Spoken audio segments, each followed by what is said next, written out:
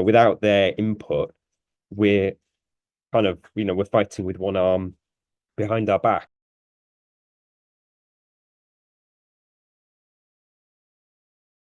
So my name's Adam Raffell. I'm the York Foodbank manager. We have 6 locations in 6 local areas, providing emergency food packages for people referred to as from local professionals. The local area coordination team being one of those professional groups.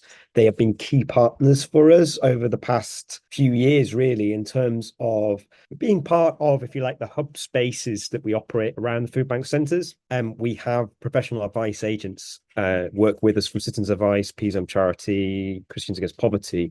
What the local area coordinators bring to the table is quite distinctive from that is it's really that integration of services and looking at other offerings in the local communities that can help people in circumstances where social isolation, which is obviously intermingled with deprivation in terms of financial needs and support. So I can think of multiple instances where Penny and Siobhan and Jenny and others in the team have directly worked with individuals coming into the food bank, have linked them with groups that have supported them quite dramatically and have definitely reduced their ultimately for emergency food provision within the food bank centre.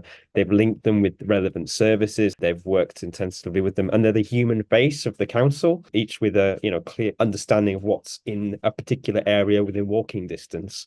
So without their input, we're kind of we're fighting with one arm behind our back. I mean, we've just always found that all of the local area coordinators are extremely personable, very warm, and that's really key for people in accessing food bank support or in those orbits. They always let the client take the lead in terms of talking about their circumstances.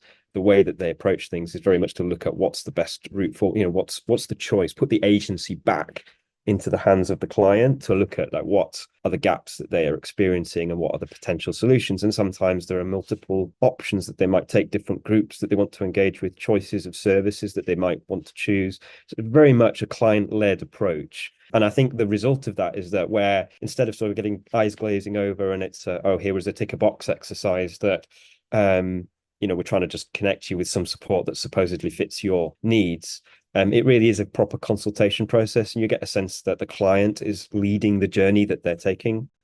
I think the big question to ask is what is there in place in the community that gives the link between third sector and public sector support for different people in that community.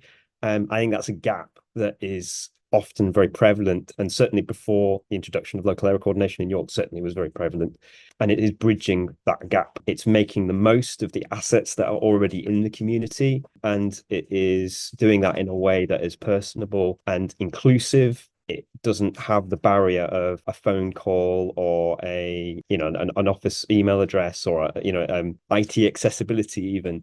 It's something that goes across all of those limitations that are social excluders to people within communities. And I don't see anything else like it that ultimately bridges that gap.